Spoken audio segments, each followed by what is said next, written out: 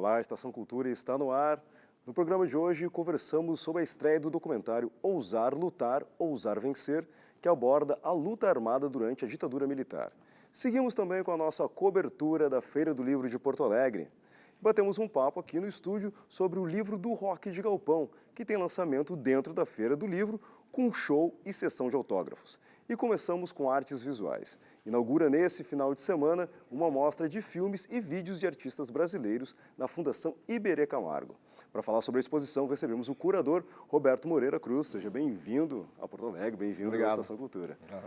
Bom, uma exposição que é uma grande amostragem dessa produção de videoarte, de cinema expandido, um conceito que vai se mesclando e vai mudando conforme o passar das décadas, né? Exatamente. Aqui na Fundação Iberê Camargo estão sendo exibidos esses trabalhos que fazem parte da coleção de filmes de artistas do Itaú Cultural. E o que a gente vai poder ver na exposição é uma seleção de trabalhos que cobre praticamente 40 anos dessa produção. Tem um núcleo histórico, que eu acho que é um núcleo bastante interessante, que reúne trabalhos de artistas consagrados como Rubens Gershman, a Letícia Parente, a Anabela Geiger, e as obras já consideradas desse período contemporâneo, né, de artistas que utilizam o filme e o vídeo como forma de criação. Bom, principalmente essas obras desse período, desse resgate histórico, são bem interessantes de ser vistas porque são obras que dificilmente circulam e até quando elas foram concebidas, elas não tinham tanto espaço de circulação ou de veiculação, né? Exatamente. Muitos desses trabalhos, em função do período histórico ali do Brasil nos anos 70, período da ditadura, eram trabalhos feitos de forma muito experimental e circulavam quase que entre amigos, assim, né? Não havia um mercado de arte, não havia um espaço cultural dedicado para esse tipo de produção. Então, muitos desses trabalhos, até alguns se perderam, né? Era uma produção bastante significativa, apesar de ser considerada alternativa, e a coleção ela tem resgatado algumas dessas obras com o intuito não só de preservá-los, mas também de colocar isso num circuito de difusão contemporânea, né? No caso aqui da exposição, quando a gente fala filme, as pessoas acham que vão entrar numa sala de cinema e ver uma projeção de um filme, mas na verdade não é isso, né? São obras feitas para serem exibidas num contexto mais alternativo, mais experimental de exibição. Por isso que elas vão, então, para o espaço da galeria e dos museus como forma de exibição, né? A gente está exibindo algumas imagens ali de algumas das instalações. E algumas dessas obras, quando tu falaste, foram restauradas e resgatadas, né? Porque estavam em formatos tipo VHS, coisas desse tipo. Esse núcleo histórico tem trabalhos que foram feitos em Super 8, que era uma bitola, um formato de filme que era muito usado na época, porque ele era muito prático e fácil de ser usado. Então, os artistas usavam essa bitola, que era uma bitola considerada não profissional, vamos dizer assim. E o VHS, que era um dos primeiros formatos de vídeo doméstico, né? E o Portapac, que é um formato até anterior ao VHS, né? Que são esses filmes produzidos aí em 1974, 75. Bom, e já partindo para a produção contemporânea, a gente tem também muitos desses artistas que migram do cinema ou do audiovisual para essa linguagem mais ousada, que podemos dizer assim, tipo, ou uma narrativa diferenciada, que é a videoarte, ou, no caso, até esse cruzamento com o cinema expandido, no caso do próprio Calma Hamburger, que está na programação. Né? Esse termo que você está usando, cinema expandido, é uma das categorias assim, que tem sido usadas um pouco para classificar esse tipo de filme, né? O próprio nome está dizendo, é um cinema que está fora da sala de cinema, ele se expande para outros espaços e, com isso, obviamente, ele traz outras características em termos de linguagem. Então, por exemplo, o Cal Guimarães, que talvez seja um artista mais conhecido, ele transita entre a fotografia, instalações, cinema, ele realiza documentários, etc., e também faz filmes, considerados filmes para galeria, né? Na exposição tem um trabalho dele que é muito interessante, que se chama O Pintor Joga o Filme na Lata do Lixo, que é até uma ironia que ele faz com o próprio trabalho dele, em que no final da montagem desse trabalho, o filme é recolhido como se fosse um material assim e atirado na lata do lixo. Uma coisa curiosa, que eu acho que assim, para as pessoas entenderem um pouco a natureza desses trabalhos, é que muitos desses filmes ou dessas obras, elas não têm princípio, meio e fim. Por estarem num espaço de um museu, de uma galeria, você circula livremente por ali, você não está sentado numa cadeira assistindo esses trabalhos, então você é um pouco também um co-criador desses trabalhos, porque você pode fazendo as suas escolhas, você permanece o tempo que você quer diante de uma obra dessa, então tem solicita um outro tipo de participação do público, né, em relação ao conteúdo dos filmes. Bom, para acrescentar, tem também convidados regionais, gaúchos, que estão participando da mostra também, né?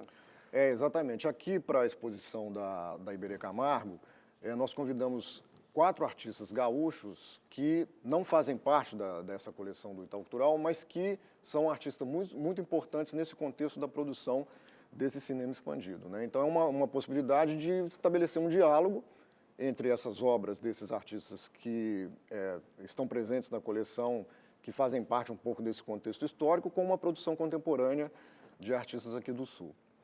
Obrigado, Roberto, pela sua presença. Certo? Obrigado a você. E lembrando, filmes e vídeos de artistas do acervo do Itaú, de sábado até o dia 21 de fevereiro, na Fundação Iberê Camargo, lá na Padre Cacique.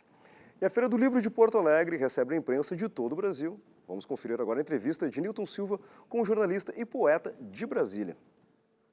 E uma das presenças aqui no livro é o músico, poeta e jornalista Anand Rao, ele que é editor do site Cultura Alternativa. Tudo bem? Como é que você está vendo essa edição da Feira do Livro? Um espetáculo. A Feira do Livro de Porto Alegre, ela é um verdadeiro espetáculo para o Brasil inteiro. Mais de 50 edições, sempre realizada. Por exemplo, recentemente em Minas Gerais você teve uma feira na 30ª edição, você entende? Que não pôde ser realizada, quase que teve o Silvestrin, lá, o Silvestrin estava lá, você entende? Então, a Feira do Livro de Porto Alegre é uma marca para esse país. E o Cultura Alternativa, que é o site que eu edito, a gente sempre está aqui cobrindo há 20 anos, você entende? Olha só que interessante. E a feira tem uma dinâmica própria, além de ter estúdios de TV e rádio no meio de uma feira, na praça. Isso é a diferença, você entende? Você tem uma dinâmica de lançamentos de livros na Praça de Autógrafos, que é um verdadeiro espetáculo, você entende? Um livro de programação, uma revista, né, com não sei quantas páginas. Eu acho essa feira um verdadeiro espetáculo. Anand, qual é a proposta editorial do Cultura Alternativa? Olha só que proposta louca, ó. Pautas que são refugos, você entende, na grande mídia. Por exemplo, a grande mídia não quer publicar uma sugestão de pauta vindo de uma assessoria de imprensa, e a gente publica. Nós estamos hoje com 20 mil acessos ao dia, 600 mil ao mês, só incluindo não só a pauta de refúgio, como as pautas que nós fazemos. Eu redijo. Além disso, eu sou músico e escritor, você entende? Então, além de ser editor desse site, que utiliza pautas de refúgio e produção própria, eu estou compondo, por exemplo, agora músicas, nunca vi as pessoas. Silvestrin é um. Ricardo Silvestrin, poeta gaúcho. Silvestrin, Ronald, que é do mesmo Poets, Mário Pirata, Carpinejar eu musiquei, Canalha, que é um conto famoso dele, e sempre nosso contato foi via Facebook, foi utilizando também o SoundCloud. Eu faço uma parte da música, boto no SoundCloud, ele vai à prova, é uma loucura. E aí, por exemplo, cultura alternativa, música, aí vem a pauta de poesia, que eu escrevo livros de poesia, e agora eu estou escrevendo um livro em interação. Eu disponibilizo o livro, eu escrevi até a 15ª página, disponibilizo para as pessoas criticarem. O cara critica dizendo, não tem muito ritmo os poemas, aí eu falo, da página 15ª até a 20ª, eu vou obedecer essa crítica dessa pessoa e vou fazer poemas com ritmo. Aí outra pessoa, pô, não tem rima. Aí eu faço da 20ª, 25ª, obedecendo a crítica tal. Está sendo uma delícia. Todos os meus livros sempre foram compostos em casa, você entende, dentro do quarto. Agora não. Está na internet, você opina e eu escrevo. Anand, quem quiser conhecer o teu trabalho, então vamos começar assim pelos links, né? Cultura Alternativa. www.culturaalternativa.com.br é o link do Cultura Alternativa. Muito obrigado pela tua participação aqui na Feira do Livro. Sucesso nessa cobertura do evento. Obrigado a vocês, são uma marca não só no Rio Grande do Sul, como no Brasil, com a Estação Cultura e com todos os programas que você tem na área cultural. Parabéns. Muito obrigado. É com vocês aí no estúdio. Muito bem, Nilton. E na próxima segunda-feira estreia o documentário Ousar Lutar, Ousar Vencer, que aborda a luta armada contra a ditadura militar no Brasil. Converso agora com o Guilherme Fernandes de Oliveira, responsável pela produção. Seja bem-vindo aqui na Estação Cultura. Muito obrigado. Queria agradecer em nome do Correria o convite, também a oportunidade de poder estar falando aqui na TV Pública. Bom, falar em TV Pública, vocês que trabalham com a questão também de democratização da informação usando a internet como veículo para uma mídia alternativa, né? O Correria tem esse propósito, né? Tem essa proposta e a gente acha que se não fosse nós a divulgar esse capítulo da história no Brasil, não seria outra mídia, né? Porque o que a gente tem visto até agora sobre o que se fala sobre a ditadura é muito raso e quando é falado é muito sobre a luta que a pequena burguesia, a classe média alta fez, mas pouco se fala daqueles bravos heróis do povo brasileiro que pegaram em armas e se entregaram de corpo e alma na luta contra a ditadura civil-militar, né? Os nossos personagens são oriundos, né, do campo, muitos são operários também, candangos, o próprio Lamarca, né, que a gente faz o documentário em homenagem ao Carlos Lamarca, que foi capitão do Exército, saiu do Exército e aderiu à luta armada, era filho de sapateiro, né, então coisas que as pessoas não sabem, e eu acho que isso tem muita carência para que o povo brasileiro saiba que existiram e existem nesse país verdadeiros heróis, né, que entregaram suas vidas na luta pela democracia. Bom, e também tem uma questão acho que é interessante que o documentário parece que aborda, que é uma desglamorização dessa questão. Então, é como a luta armada realmente foi ferrenha, foi dura e sem esse glamour, mostrando realmente a parte mais, podemos dizer assim, mais cruel dessa história, a parte mais real da história, né? Sim, a gente tem como personagens alguns que foram linha de frente da luta armada contra a ditadura, né? Então, a gente narra, por exemplo, episódios que até hoje não foram narrados, como o justiçamento do capitão norte-americano Charles Chandler. Ele era um veterano de guerra, né? Ele esteve no Vietnã, e pelos Vietcongs ele foi condenado à morte. A CIA soube, tirou o Chandler do Vietnã, condecorou ele com honras militares nos Estados Unidos e enviou para o Brasil para ensinar técnicas de tortura. E aqui no Brasil, Marighella soube da presença do Chandler, informou os camaradas da VPR, da Vanguarda Popular Revolucionária, que são os que participam do nosso documentário, e o Chandler aqui foi condenado à morte no Tribunal Revolucionário e foi executado, né? Então, pela primeira vez, esse capítulo da história, que até agora não tinha sido abordado, vai ser revelado em detalhes. E como é que vocês buscaram as pessoas que participam? São ex-combatentes, ex-revolucionários desse período e também familiares de pessoas que morreram durante o período da Revolução. Mas como vocês buscaram essas pessoas e onde foram gravados os depoimentos? Sim. Bueno, tem algumas coincidências no nosso documentário que nos ajudaram a conseguir chegar nesses entrevistados, né? E uma delas é que o meu pai, Jorge Oliveira, era comandante militar da VPR e não só protagonizou muitas das ações que a gente narra, como comandou elas, né? Como bomba em QG, assalto ao hospital militar, que eles roubaram fuzis FAL, a casa de armas. E tudo aconteceu da seguinte maneira, uma coisa bem por acaso. Um companheiro de armas dele, que é o Pedro Lobo, que inclusive teve com ele nesse justiçamento do Charles Chandler, ligou para ele dizendo: olha, Jorge, eu estou morrendo, né? Estou com mais de 80 anos, estou com câncer, e antes do apagar das luzes eu queria te reencontrar para a gente fazer um balanço sobre a vida, coisa e tal, sobre a luta. Tem como tu vir aqui? Daí meu pai me contatou, coisa e tal, tem como ir em São José dos Campos, né? Lá em São Paulo, longe. E aí um camarada me ligou e disse: tu não quer ir no Congresso de Estudantes lá em Campinas? Deu, da ANEL.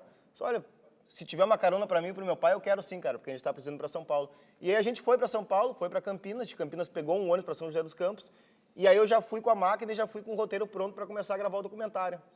Com o pai e o Pedro Lobo, com o Diógenes Oliveira e o Pedro Lobo, a gente gravou alguns depoimentos mais sobre essa ofensiva que foi da luta armada, né, das principais ações. E depois, quando a gente volta para Campinas, o Diógenes liga para a última comandante da VPR, que foi a Zenaide. Ela faz uma rearticulação ali, convida filhas de militantes que foram executados e outros militantes também que lutaram. E a gente segue as gravações em Campinas, né? Na verdade, as gravações são feitas em 4 cidades. Em Porto Alegre, né, onde a gente gravou também com o Biratã de Souza, também é bem conhecido aqui do cenário político gaúcho, que teve no Vale da Ribeira com Lamarca. Em São José dos Campos, a gente grava com Pedro Lobo. Em Campinas, a gente gravou com a Zenaide Oliveira, que foi a última comandante da VPR. A Inhaçandi, que é filha da Soledad Barret. A Célia Coqueiros, que é filha do Aderval Coqueiros. E depois a gente vai para uma 4ª cidade, que é Indaiatuba, onde está o José Nóbrega, que também teve no Vale da Ribeira com Lamarca e também faz narrações assim bem importantes e bem históricas sobre esse período da luta contra a ditadura militar. Bom, o filme as pessoas vão poder conferir a partir das 19 horas lá no Cine Bancários e também depois da exibição tem uma conversa com pessoas que protagonizaram essa história, não é isso? Isso, a gente agora, essas pessoas, esses guerrilheiros, eles estão ficando velhos e, claro, daqui a pouco podem não estar mais aí, né? Não estarão mais aí. Então a gente quer aproveitar também para prestar uma homenagem a eles. Então eles estão vindo de São Paulo e de outras partes do Brasil, ex-guerrilheiros, que vão estar nesse bate-papo a partir das 20 horas, logo após a exibição do documentário, para trocar uma ideia com quem estiver por lá no Cine Bancários. Certo, Guilherme. Obrigado pela tua presença, certo? Parabéns pelo trabalho.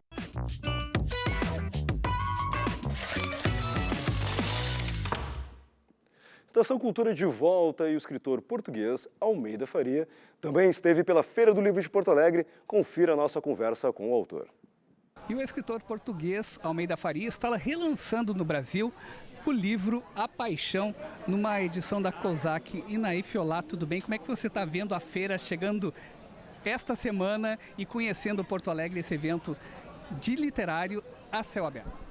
É bom, eu gosto muito de feiras a céu aberto, em Lisboa também é assim, e isso dá realmente um contacto muito natural e familiar com os livros. As pessoas não estão fechadas num espaço que às vezes tem ar-condicionado, como é noutros países, e isso não é tão agradável para mim.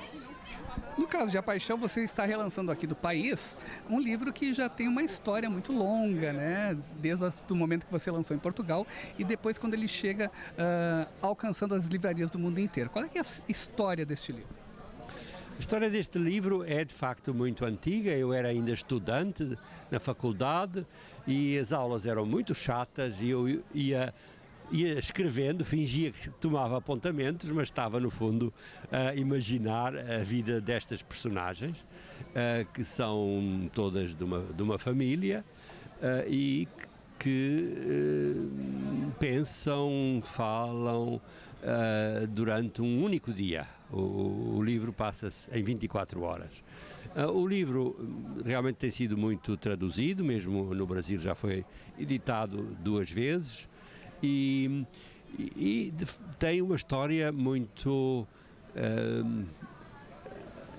apaixonante para mim, não só por se chamar A Paixão, é que este livro provocou um gesto absolutamente excepcional de um brasileiro que eu não conhecia, que um dia tocou à porta da minha casa num domingo. Vi que era brasileiro, perguntou se podia entrar porque tinha um livro para me oferecer e, de facto, o livro era Lavoura Arcaica e ele é Raduan Assar. Era a primeira edição, era o primeiro livro dele, achei que era um gesto muito nobre e muitas vezes os autores ocultam as suas influências para se tornarem mais originais. No caso dele foi o contrário. Ele quis dizer-me que o livro dele devia muito à paixão e depois até escreveu uma frase que está no prefácio deste. Pois eu até vou ler a frase que está aqui no prefácio, escrita por Raduan Assar, sobre a paixão. Ele diz: ao ler A Paixão, no início dos anos 70, entrei em imediata comunhão com essa obra-prima, a ponto de colar ao Lavoura Arcaica, sem qualquer pudor, certas imagens e metáforas daquele poema em prosa. Você considera esse livro realmente um poema? Bem, não posso ser tão vaidoso que considero um poema, mas tem aspectos muito poéticos, de facto. E por isso o Raduan usou essa bela metáfora. É narração, mas também é uma narração por vezes muito lírica e as personagens vão desde a adolescência até... Há 2 irmãos que são adolescentes e há um velho criado da casa, porque é uma família arcaica, rural, que é muito velho já e que vive também junto da casa da família.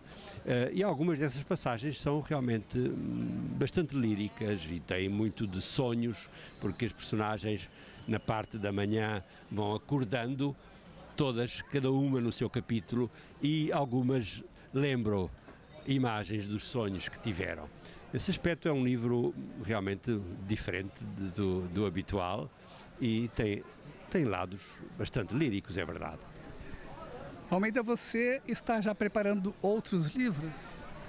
Estou sempre. Eu fui professor durante muitos anos, agora, como já sou muito idoso, deixei de ensinar e estou mais livre e estou escrevendo realmente. Para o ano espero ter um novo romance e vou publicando também pequenos ensaios ou contos. Vou aproveitar os últimos anos de vida para escrever o mais que posso. A sua relação com o Brasil, alguns escritores que fazem parte também da sua formação, assim como você fez parte dessa formação do Raduan Assar.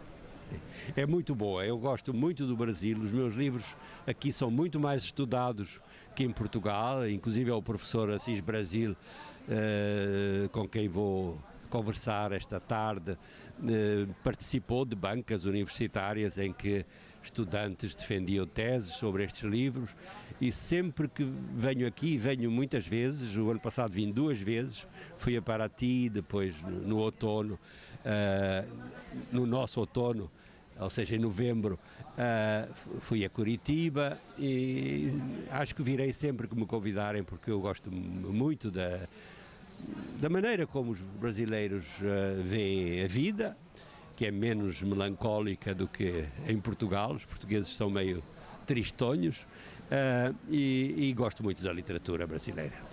Você perguntou quais são os meus autores brasileiros. Bem, em primeiro lugar os poetas, o João Cabral, que eu conheci, e o Drummond, e depois o grande poeta da prosa, que é João Guimarães Rosa. Eu acho que não estou mal. E o próprio Raduan Assar e alguns escritores da nova geração que eu também leio e admiro. Ok, muito obrigado pela sua participação aqui no Estação Cultura.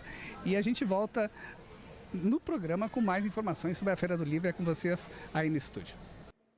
Exato, Nilton. Seguimos falando sobre Feira do Livro.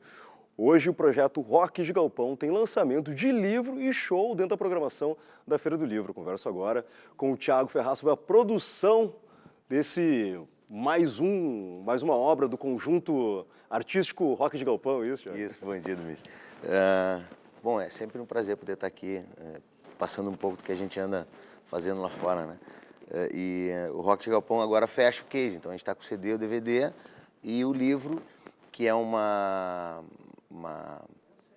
documento fotográfico registrado por 5 fotógrafos, a Heloísa Verbuck, a Andréa Hilgert, o Eduardo Rocha, o Giovanni dos Santos e o Henrique Barbosa. Então eles estiveram conosco durante toda a imersão, durante a passagem nossa pelo Festival da Barranca, a passagem nossa pelas ruínas de São Miguel e o show que aconteceu em Santo Ângelo. E esse livro agora ele também vem com com a retina deles registrando momentos interessantes, né? E poesias, depoimentos do pessoal que participou do Festival da Barranca, né? Dos músicos que lá estavam. Do Vinícius Brum faz um prefácio também, Roger Lerina também dá um texto ali. 2 geólogos também colocam o seu ponto de vista, onde a gente estava geologicamente falando, né? Santo Antônio da Patrulha, o que significa isso? E as missões também, com um texto geológico. Então virou uma mistura bem bacana, assim. Fotografia, depoimento, textos de cunho geológico e alguns textos sobre o lugar, a cidade, história, né? Uma mistureba. Bom, isso tudo faz parte do trabalho de vocês como um todo, né? Essa ideia de levar de levar o interior para a capital ou levar a capital até o interior nesse cruzamento de sonoridades, não? A sonoridade urbana, cosmopolita, com a sonoridade gaúcha, nativista, né? Isso, o Rock de Galpão ele tem como objetivo esse resgate, de pegar aquele momento da música feita no sul do país, né? Quando os festivais estavam com força total, né? E ali estavam grandes poetas disputando, né? Aquela tipo, tendo que fazer a melhor composição, ter o melhor intérprete, se derramar de amor pela querência, né? Então a gente resgata tudo isso, deixa de uma maneira contemporânea para pegar essa gurizada mais nova que daqui a pouco não teve acesso, né? A essa informação. Então a gente transforma essa música nativista com uma linguagem mais contemporânea para chegar neles também, né? E acontece direto isso. Isso que vocês vão estar apresentando hoje a partir das 20 horas, às 8 horas, no show também que vai ser ali no Teatro Carlos Urbim, ali na feira, né? Vai ser um show normal, porrada, como vocês normalmente fazem, pegada de guitarra, ou tem algumas concessões? Como é que vai ser o show? Não, vai ser... Bom, primeiro a gente vai estar comemorando o fato, né? Que agora a gente fechou o case e é uma parceria da válvula de escape, da Visual e da Corag nessa empreitada aí. Então só foi possível isso porque rolou a alquimia entre a Corag, a Visual e a Válvula. E a gente vai estar comemorando esse show, vai ter a sessão de autógrafos às 19 horas e o show às 20, sempre calibrado, que é assim que a gente entende que tem que ser, né? E um convite para todo mundo aparecer lá, porque o resto é surpresa. É surpresa. Sério, então reforçando aqui, Rock Galpão, Missões, autógrafo às 19 horas na Praça de Autógrafos, lá na Feira do Livro, e o show às 20 horas dentro da programação da Feira do Livro, no Teatro Carlos Urbim, tudo com entrada franca, obviamente. Tudo com entrada franca, é só chegar e curtir. Certo, Thiago, obrigado pela tua presença. Obrigado. Bom, o Estação Cultura de hoje vai ficando por aqui e a gente volta na segunda-feira com mais programa ao vivo, mais Feira do Livro, mais uma série de coisas. A gente encerra com imagens do DVD, o Rock de Galpão. É isso, produção? Exatamente? Exatamente. Então, até segunda. Tchau, tchau. Fiz promessa pro negrinho, coitadinho, por isso que te encontrei. Fiz promessa pro negrinho, coitadinho, por isso que te encontrei. Acho cedo, muito cedo, prenda minha, pra dizer que escureceu. Acho cedo, muito cedo, prenda minha, pra dizer que escureceu. Foi a noite dos teus olhos, prenda minha, que acordou os olhos meus.